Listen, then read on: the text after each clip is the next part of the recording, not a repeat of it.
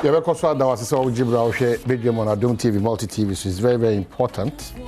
So because Ampofo-Adjei the needed information at the free hand. Say, Mami Enka also say, be a proud Voltarian, be a proud Mamprusian, be a proud Fanti, be a proud Frafra, be a proud Ahafonian. Nti Ahafon Pamcho.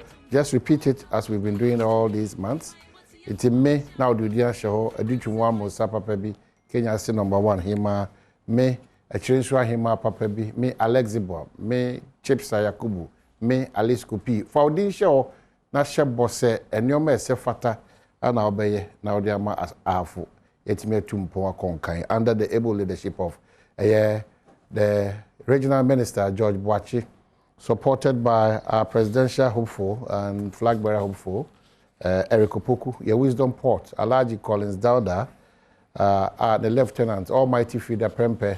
We also have Deputy Minister of Sports, Ira Bobie, Ira Bano, and Dr. Benjamin Omuyina Eboa Fufuechidom of Yaboni Venture Capital, Munina Agama, Bichim United, Penyipa, Munina Yadamwase, Council of State for Munina Yadamwase, Samodia Hafo, Ekodum Pempensu, as I say, Edu, Jarvis Pepra, Infum, Mebune Ohonyano. We appreciate your beer effort individually, or they build the Hafo, a brand, you know. What about back, you know? Now, the Ghana pledge, Oshebo said, may a proud Ghanaian, I'll continue to exhibit the qualities of patriotism and love. So two watch now do my because these two ingredients, you know, will demonstrate it. Say, oh, yeah, Ghana bonia, we am sure. Unya tinka se there be Ghana na oh yeah boni no. Nti bribia kebibi very important, especially about wow bambo. Nti se ohun se sin to bi nipa bi abochenku bi nipa bi nkomo mudi nipa bi tisim nipa bi omo no. Ene Ghana nhihye ene Ghana mrabo abura.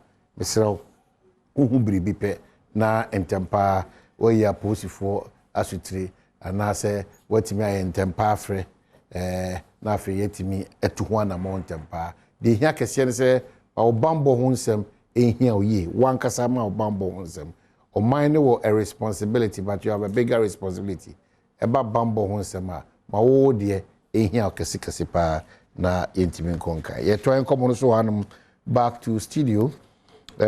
Non kono pepepe ebe peja yemu na afi dwumedia etoaso no so yetimi ede abro yewura Alexander Akosiakwa nimnyamfo watenase bibia da mehuna na mahoka na mehoho afi se bibia meka ene wo ye babunu na onya kwanya ewa amanyo semu a enye onim de ne nko a ba wontete okasa the Ghana agenda our because are reflecting is very, very important. Word of partisanship into Kujina or Dan Adeshia Honom no and I represent you, even though he came on the ticket of the New Patriotic Party. Always good to have him, especially no air candy forward Juma Yen Yabefire to us. Yeah, the air conum. Yakuza matching. Josumini. Bijidi se bibia namle kwaso kama. Nyamedum so ye hoye. Mo market and once amakosi what may we am nipa ne sika ne kakama back to business na. Edwadefo no ewo business sika ye de bo mo gitri na o ma so badwuma se de yeguso na ka market ni sie eno na yeguso ni mpanifo edu nsawoso na ya hekwa meka. In the meantime what me any assembly na ka bom ape ba bia mo ana. Ye afeni yeguso stakeholder consultation.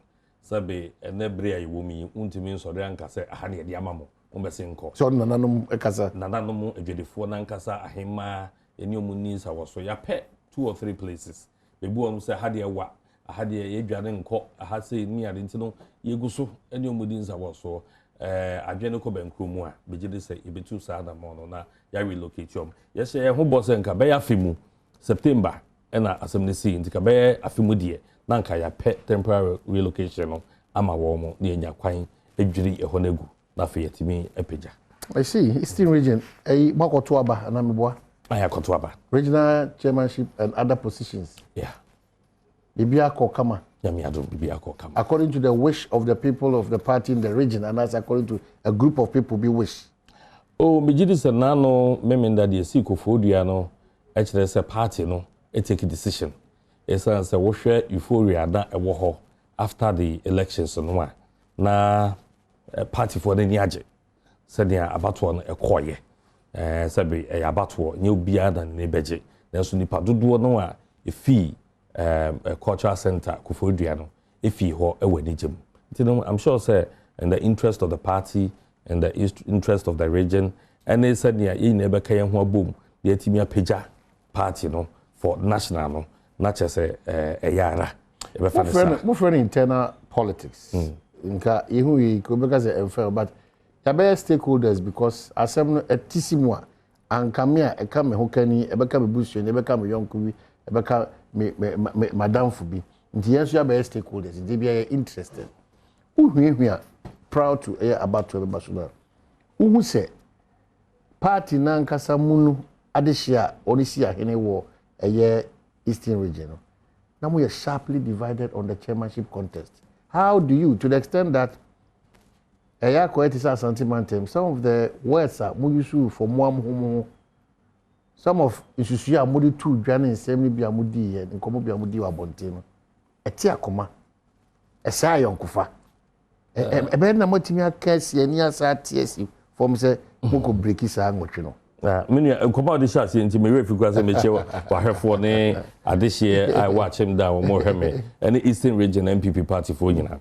Many of their calls so now no women that our Eastern region no. But you say yet say Eastern ya peja yemu our MPP amayo kumu. O share party in shishe mu a we ashanti a mu odua yet dihobium any Eastern region. And untino many J send your campaign a call ye.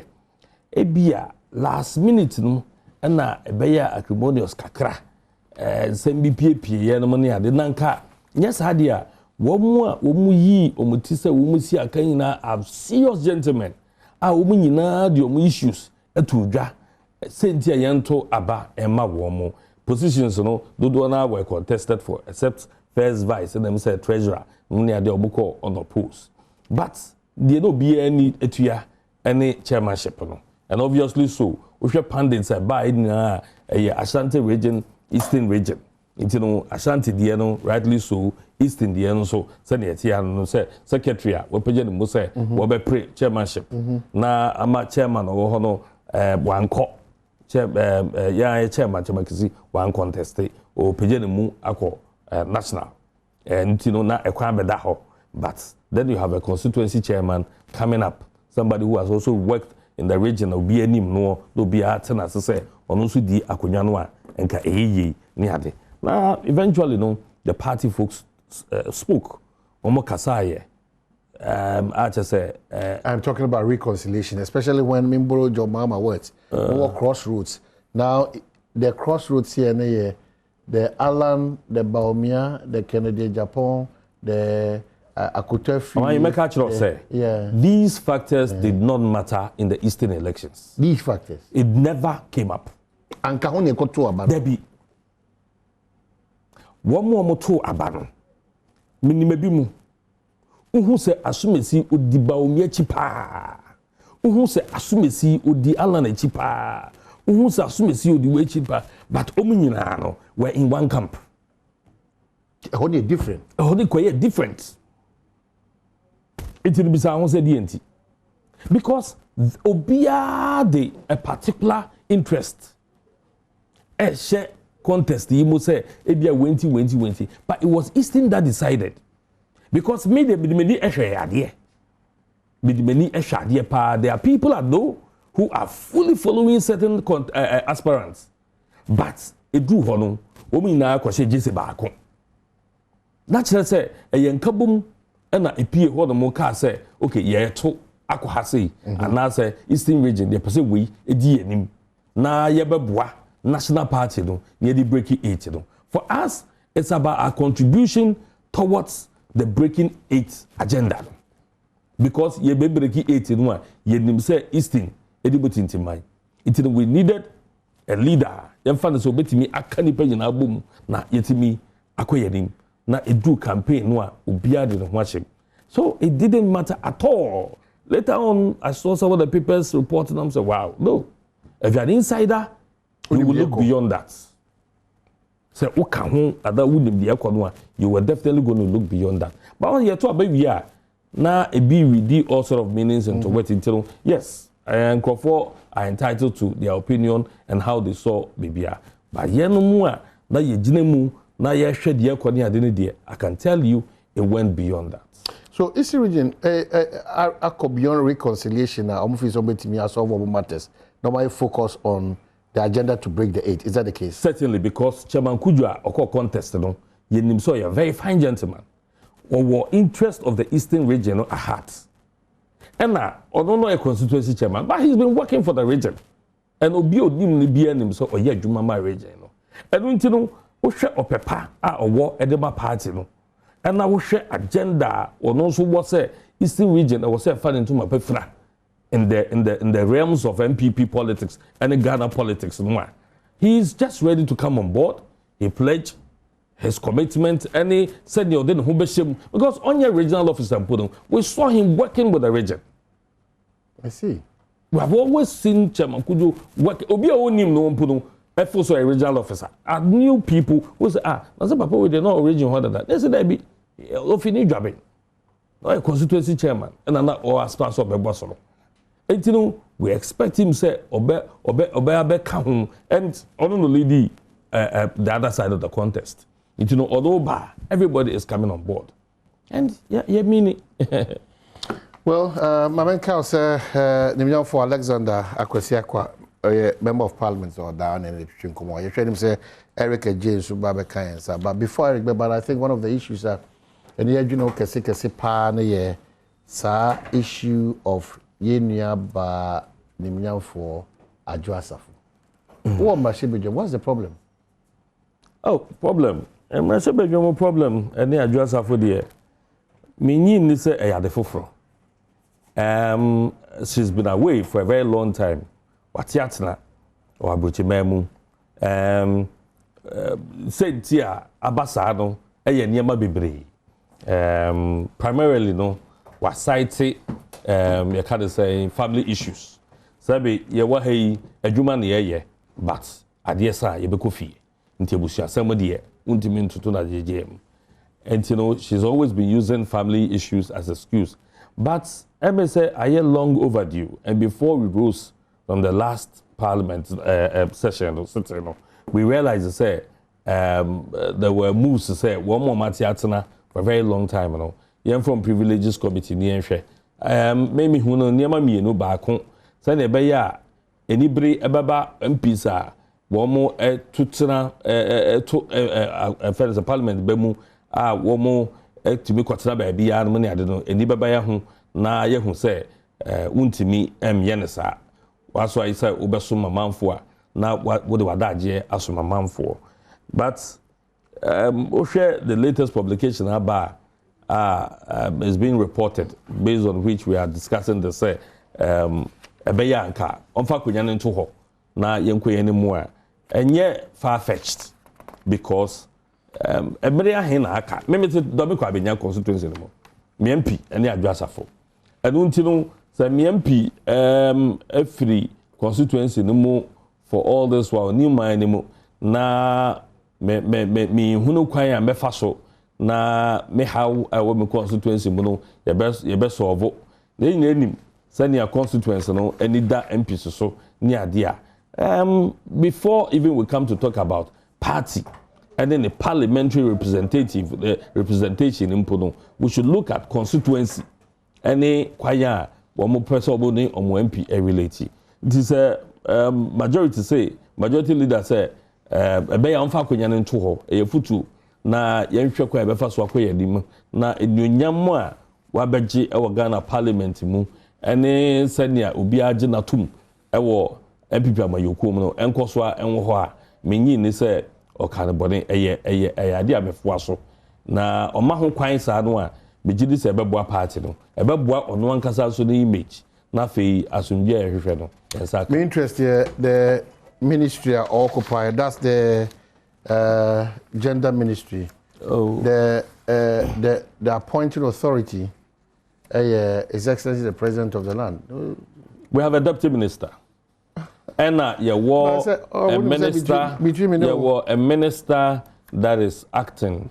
Clearly, honorable, when you say between me, no, deputy ministers, in all humility, they are not felt like that in terms of a Juma, as a substantive one. Oh, say minister wa and a deputy no, abedi chile. The minister ni wa abedi chile no. In how many ministries? Ministries I am. That's why Cecilia da power. That ministry alone, as Cecilia da power, workload they go no. Would another workload from such a sensitive, relevant ministry, sir? Gender ministry. Oh, but she's a tough woman. You name him, sir. No problem. But a summer is the challenge. I don't know. But you see this as a normal process in our politics? It's not. And we are not in normal times. What is the difficulty of His Excellency to exit Adjei? I don't know what the president is thinking, but say Adjei reasons are warmer. A man no etiabrochi memo is anything to go by.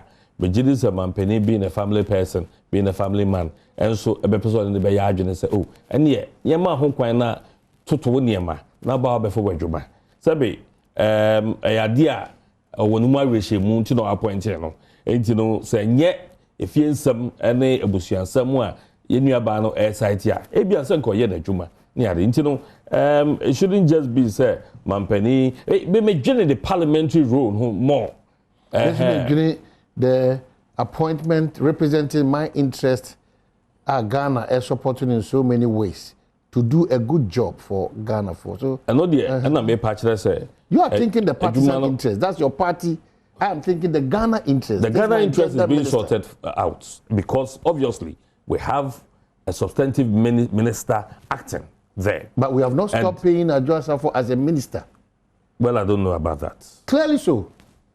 I don't know about unless I say be on Jessica they are fine, but say or no over swafobia no o Jessica free yen Ghana de show and you na pay but the Ghana she any de ma nti ye wo ho kwan say yesu ye ka say baby adu mampan wadaroma e said in chiremu bi ma me abeba nye say ye na ye be hye mampani say won sesa no it oh, the chroma timisha mampen with the mampen to yam oba kura de share no as you won but baby ote no ne wo hunu no e bia wo hunu bi enu nti na pese o me hu de wo hunu no because the enim ni say or say we want an extension through the director of communication that extension no kopim brebe na e be say atinka and a two esana ya it say either say me ntiapo ana say me ban ntiapo ntene onyame dome say NDC you say MPP amanyu na me benya tumi a me de me hokani and me de me ma etimi excuse now for the next 5 3 4 years is that the case menyini say ye bebo ani beti no na ye dura third year now the office is still vacant me giri say afi be ko de wie ye no na ya so ano bushamachi ejosumini good who ye there nyame Adom Erika J Bono deputy communications officer the honor MPP abronye etina so as a titinani edema MPP amanyuko amama fiase wo so de den Samu Samu machi bi na say they will see someone unim say they will see someone unim bede minim bede ye de konsu bede yi ye de konsu wo ye de bede konsu nti na ye de bede konsu na mo de bede konsu ai ha oni say nti emu enyunu bede konsu and over kwa na so kwa onuru fie na bi na bi nim bi na wo sa ko back enti se mo de bede konsu a da na yada omna ene te se mo ogidi se mo nim de mo yu ye ne ye kasa omna ye nkasa pio ye adwuma ofom omna ma memfa akwanya eso na menchia wow me regional chairman ambassador Kwadwo Nyame Chemafo so otidi na me boy no yeah me regional chairman ambassador Kwadwo Nyame Chemafo Rollins time oye DC wabedi regional minister abe ambassador wasumpa ye ka animdifo a wa manyo semu edi na mbo ka Kwadwo Mafo me yonko on the regional chairman me wofa no en ono na ye regional chairman Kwadwo Nyame Chemafo yes enti wo de bede ko nsu ase be ma ye chairman edi na mabo no what the Americans yeah the difference is yeah chairman Kwadwo Nyame Chemafo Is your chance the difference is clear? Oh, ono na ebe di regional chairman near one parliamentary seat or Bono region. Only Banda. Odi in the first 4 years. Chempe Obia was 6. Enti ye de bede kunzua and also ye ntwa ho ajajo. Odi the first 4 years. Waje parliamentary 6. Yes, waje 5. Nye jeti adada ya na no ye regional chairman. Enti fans be mbiem. Ya wo se ye ho po. Awurade Yesu. Ni so nye so na. Na eja kukua ensu abo no. Odi ja tumu enso. O ma me enka Ghana asem nya.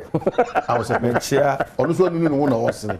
Mechia onzo no anesre. Mechia o ma mechia Ghana fo nyina. But o ma onam kroma Ghana fo kasa. Awose dey. Omusi kroma. Elisi fo na kasa. Ene mamu eden. Enra nwumre kra de makoma tu na mehwe mo sister station Joy. Adey. Ena me hu so omusi ebia by Thursday. Ombeto fuel titro ni petrol by 7%.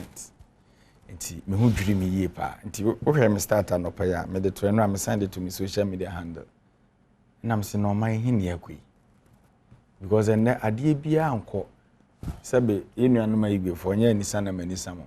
Amamwo na akoye se igbefo asa. Osako wanimu anu aba wachi. Wangu sa asa no mo sa. Omukoba no mukoba sa. Sana amamwo na ye. But aban de ke yekoye nim. Ye free kanetiti tibia no nko. But mo de adane asabi. Osako wanimu anu we putu aba. What is happening? Okay, unim. Mo ya de se mo koso identify so man no atete Mpensenpensemu ye. Yeah.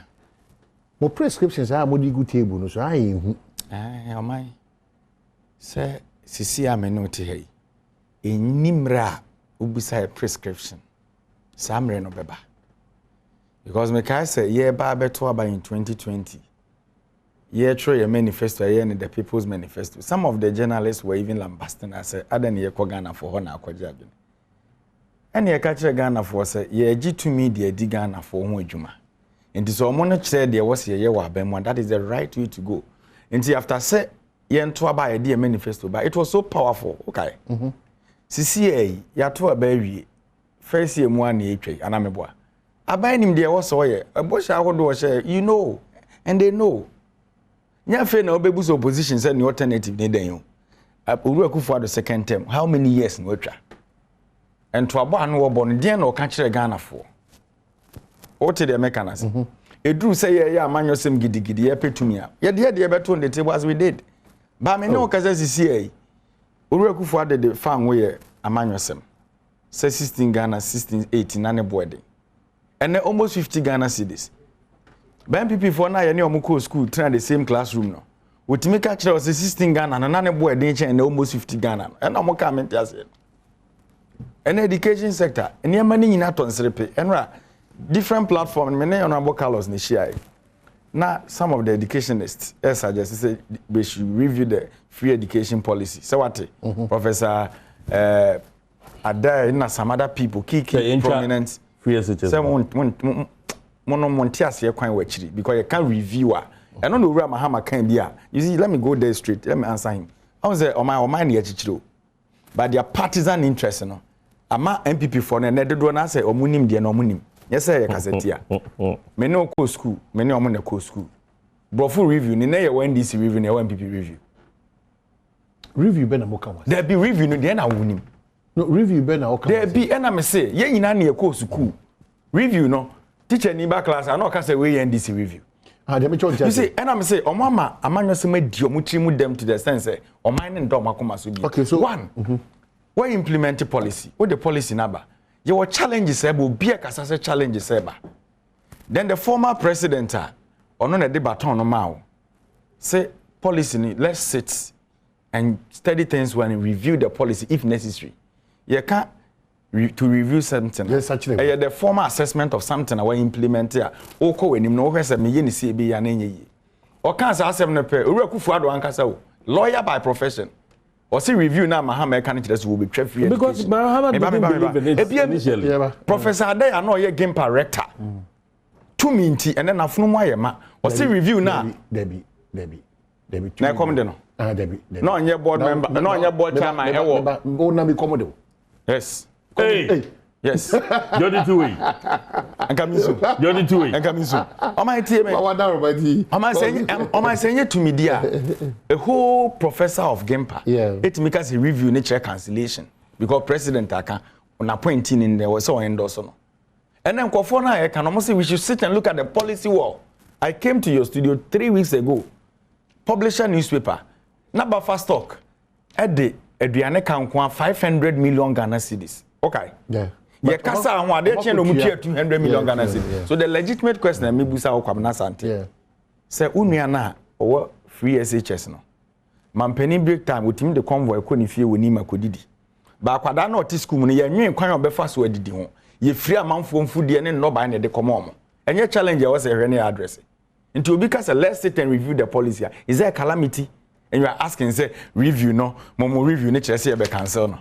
Other na economic hardship ne ba, omunko pediase no. And near man no person omo kasa fa ho no. Omo the review of free SHS ni shame. I didn't know omo di shame. Baby I do no conversation no. We should talk from a nationalistic perspective. That is the way to go. And I me know tia ye ka say.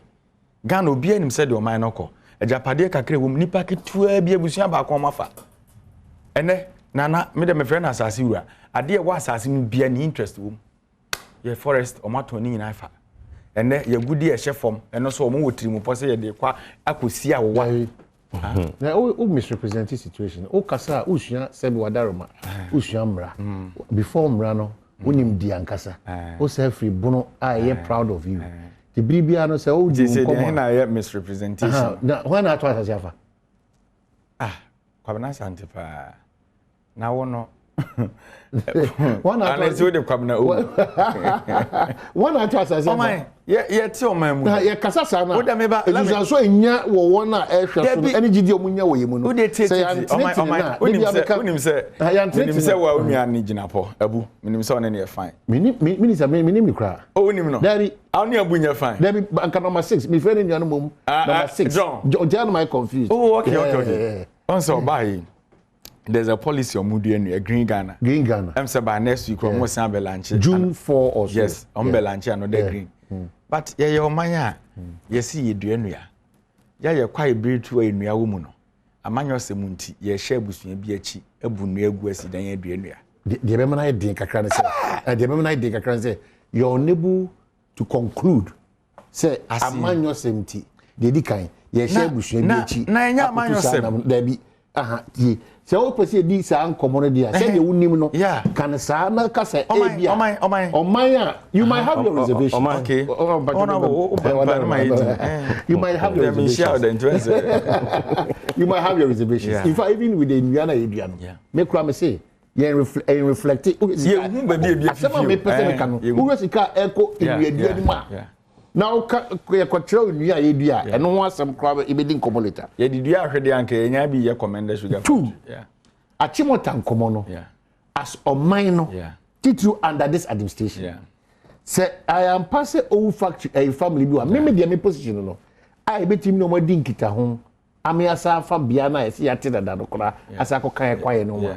Yenye sa na mo je ntimi a. Yeah. Die na won hihye mu. Yeah. Se sa acreage we ni ya jato no. Yeah. Yenye no so da fi bia tunta. Yeah.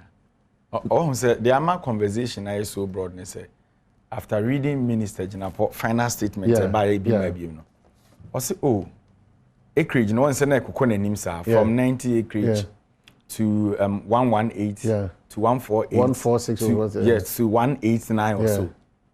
O kind of statement ni na area statement ne ka che o say sa acreage na ekoko nanim ni nyina e bia ni ho a na aban ana mampani de krata si ne sa shase a making it valid.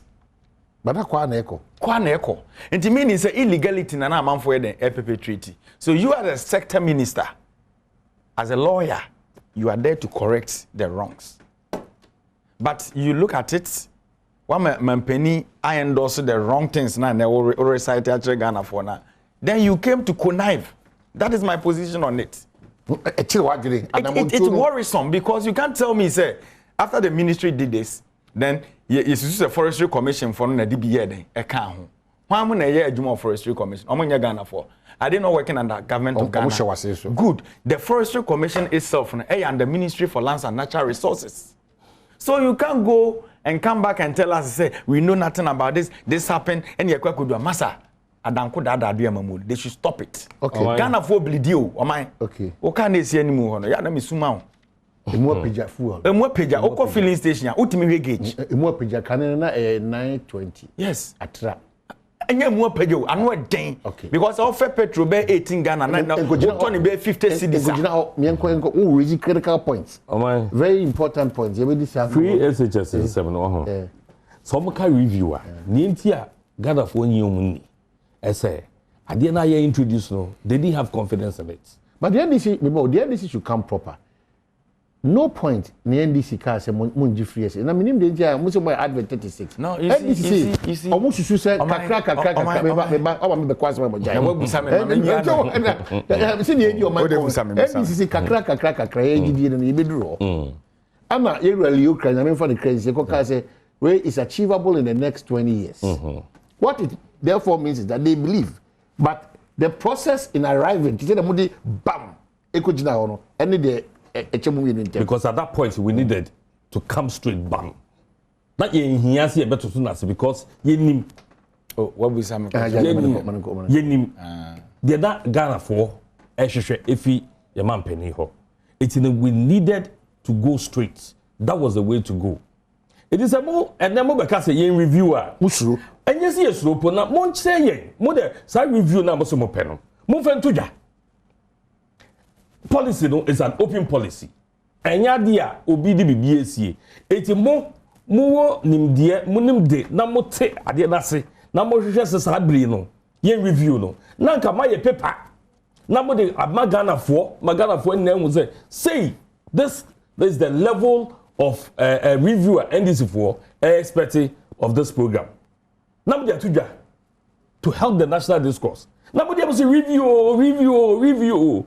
Monso so yenimo sabo dia na say ade we munim say kamo ahye free SHS no Ampofo-Adjei atum Ampofo ehunu say eno ene ade mampani ehye bo a ampa wodi so na ama Ampofo na Adjei party natum eti munim say eto aso saa no a bo tell opposition forever eti mo jeje ya yen review whatever it is there are difficulties yes we know there are challenges no there tutu na mo ntra se nkanti no ye nyom ni omo de bia ba omo se omo gidie ni se Ghana fo bi no mo ebetimi atua woni ma school fees ama omo nti wo behwa eno keno for atakra na why and stop be say if you want to contribute to the school's development headmaster Rebecca say me so kwan you are contributing your capacity as what good in what position are you giving out a donation Ghana fo a yesi ebetimi atua no Ghana fo a yesi ebetimi atua no Woman no and Ministry of Education, Ghana Education Service.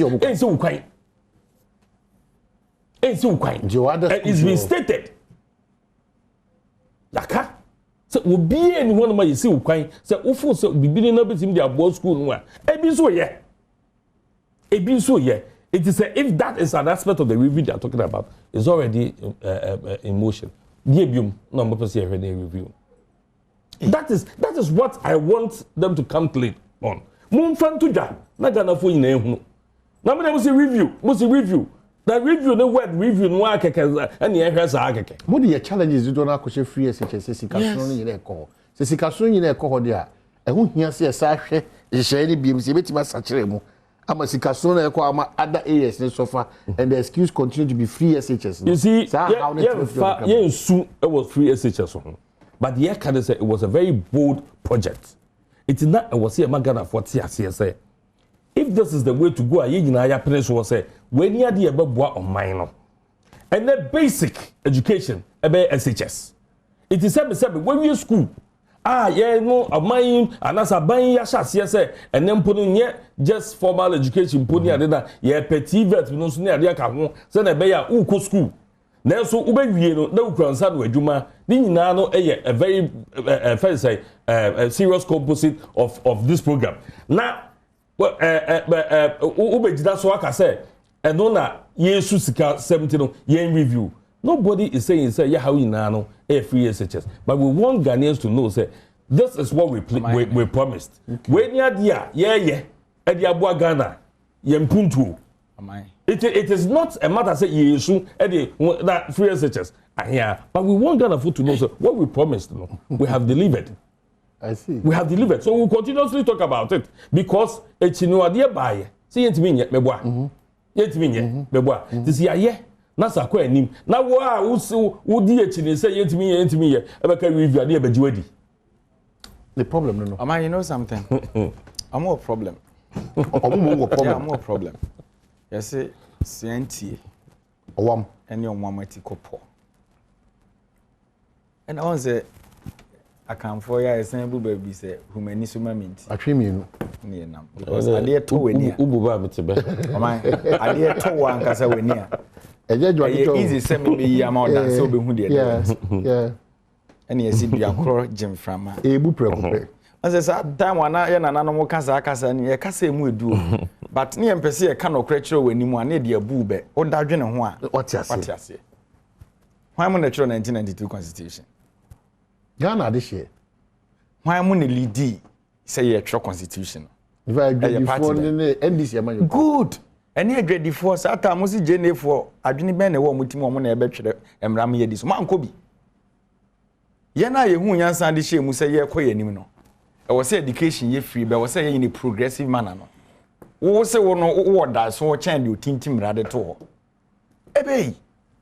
We were in power for 8 years, right? You started community day senior high school facilities and EAC.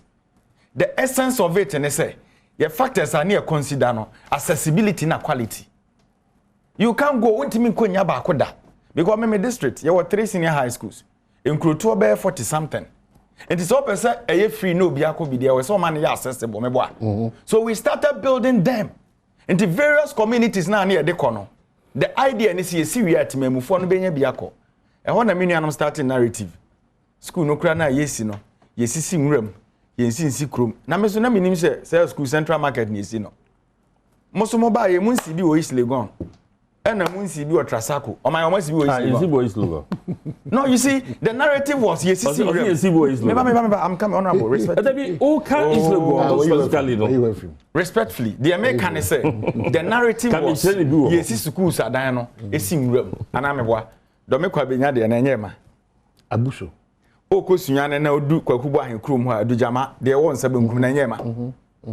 O ko tachimaya de esisi ho na nyema. And the legitimate question I am buso mo ne say time I see University of Ghana EDC baby e wo no. Na e ho yekuro. Why? Presec yete na e ho yekuro. But sir adwene ni nyina yira because of politics.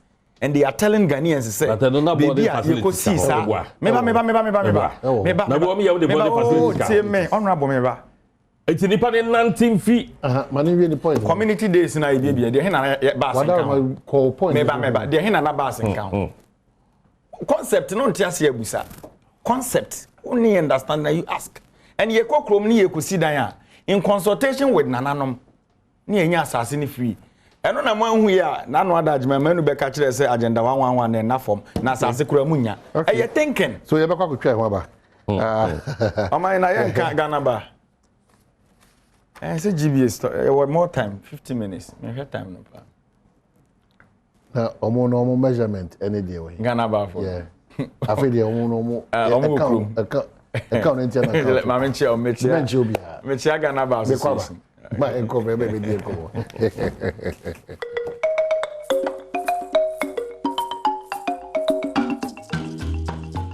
Okay, so your consider ourselves gusu a wo hwe mamenka say dem for Alexander Kwasiakwa e wa am say so na Eric Adjei so e wo ahanim say happy birthday enkoma Lydia Asampo Okutubabi Police free Alfred Ama head of the technical department e Multi TV and I'll say yeah we show a happy birthday Lydia Asampo Okutubabi Police iti happy birthday son konkoma.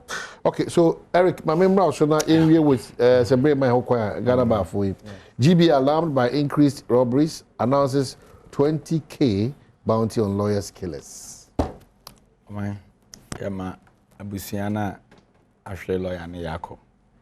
Na yama Ghana ba enso so yako eya emu ewem se na adusua ya pa se obi betimi asua nwoma na wabeye mranimni na bia fe na obeti de kakra ama abusua ho atono no bibi say yes ti me first work as ene Ghana baby e yadru no you should know yourself more than the state bon ho ban wherever you are going no I was say oma weni da ho na I think say police so more investigations about the matter they omo work on no omo ne ade fufu bi aka they should continue with it. So at the end of the day, no, you be who the perpetrators of the crime. But after reading the story from Ghana Bar Association and Rana Jono, Mr. Kakra, and I'm a real Kakra. There's a popular quote. Let me read it.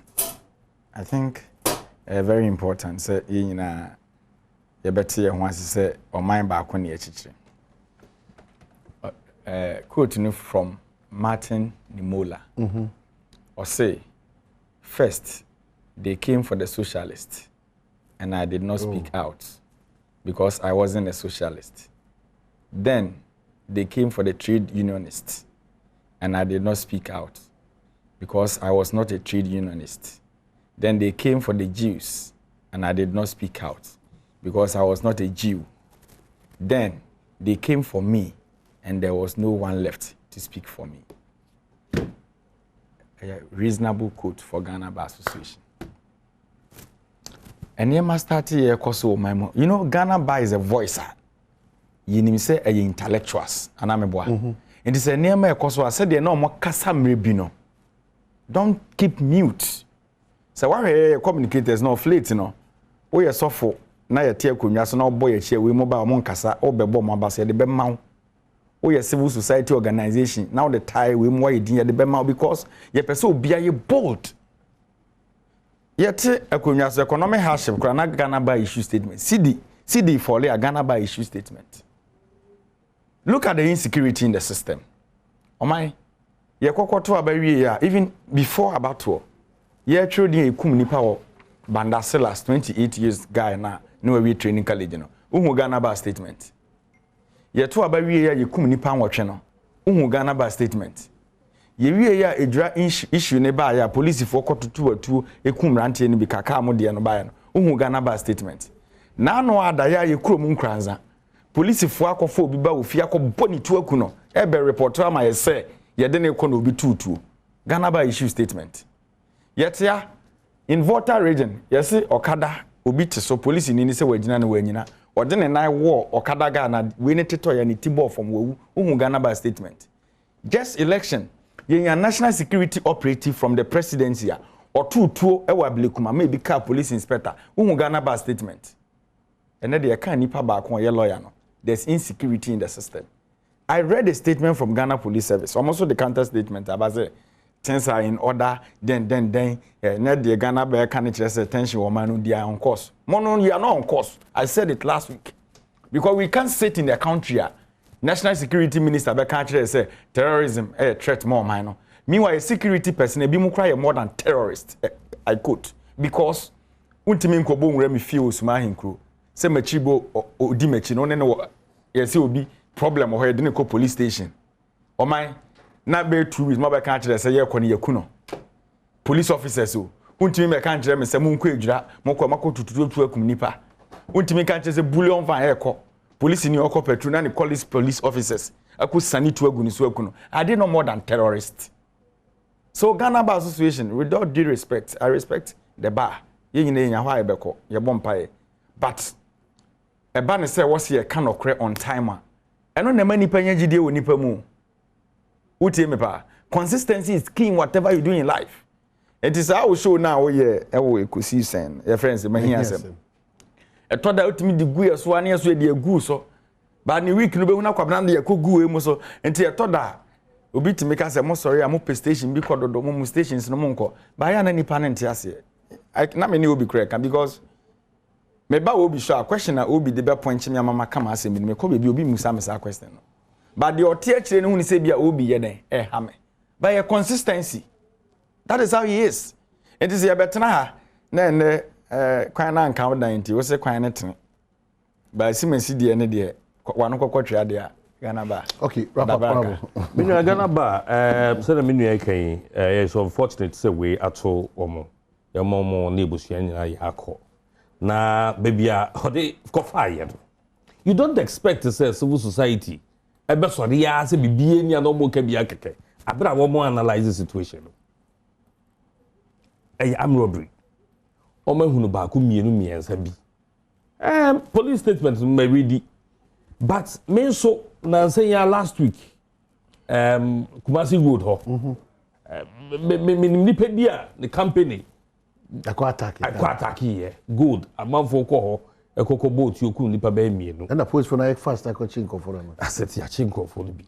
But what say within a space of time, let's say within a week or two, atwas ba mienu miensa. And na woman kasa aka wo mo nipa bi.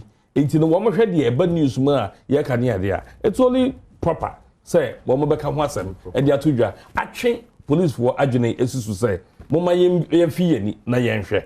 But it doesn't mean say civil society because we are buying out akonya so on. Answer do be beka ho asem no. Wo hwe wo track record e hwe say ne wo toto niema as waka ho asem. Edunti no say ne enua no mu afa ne say the voices that spoke during the time omo wa bam no are not speaking now near they know. It is because these people, these same voices, understand the times we are in. They understand the killing of 8 people they understand the times we are in. So that's here. It's in the one over politicized. I can say, Yakotini Pano, Yabonito. Yes. The security forces don't be in our home by no. Are not that callous. Sabe, you don't. Some are callous. Debbie. O can say no na wonka. Na police ni odi etu okun or tibulion van mu a wonye wudini. And I said, no, these are people who went for robbery. Who recruited them? What does it? No, these are people who went for robbery. He did not kill him as a policeman. Why is he becoming rampant? As an armed robbery. No, but is he not a police officer? Oh, then they say, if you be a mental. What does he? Oh, okay. Anyway, What say? Or a police near, what's your police near? Look at the circumstances, and you think it's fine. So, it is okay, you know, are politically associated issues. The killings. It's a ambassador. Moya, nama politicizing. Now, I cover the real issues that we need to look at. What's the real issue? I know, some of these voices, you know, Mubi. Because they do not want to be tainted in any political color. What we issues, you know, as a test. No, they are to jack. Right. It is said, no, woman kasa. And because they have confidence in us, they have confidence in the system. Say, you best see, no, Sabe. Obiye ni one more because it's Alexander Kwesiekwa. Even here KJ mama na Adjei bra hwe bi. Na okrom kwan ne. Omo yewi.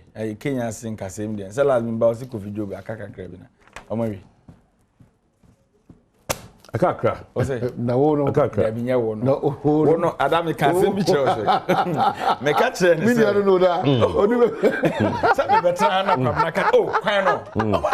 Kofi Job adwuma wo je no. So kwabna Ampofo odi omochi you levy so say you levy 1 month came and GR sent your report but and 31st yes remo controller abamu ntua adwuma foka am hit asat and ranajo and hit report on the levy network as any sika omadi sika and omade kwaya election no any sika aba ote Dr. Mwakuba Job kwame Amwakuba also you 20,000 per delegate. Oh, there. Also person who are evidence. The Dr. Mwakuba on the MPP national chairman maybe no. So on American yeah but sometimes it says no maybe COVID-19 7 so what the aba. Yeah, fund na Senerigu MPP candidate no. Also on do nya 100,000 per any demand na DCs no be mu nya 30,000. No, the assemblies were giving money and I'm say to fight COVID. To fight why? What the party executives no Adom we COVID inspectors. But no, I mean defend it on paper. Okay, it's not a hidden agenda. I know on paper, but yeah, on paper, connection my phone, connection my phone. I keep saying it. How can you say, sir? Okay, thank you so much for being part of the show. Thank you so much.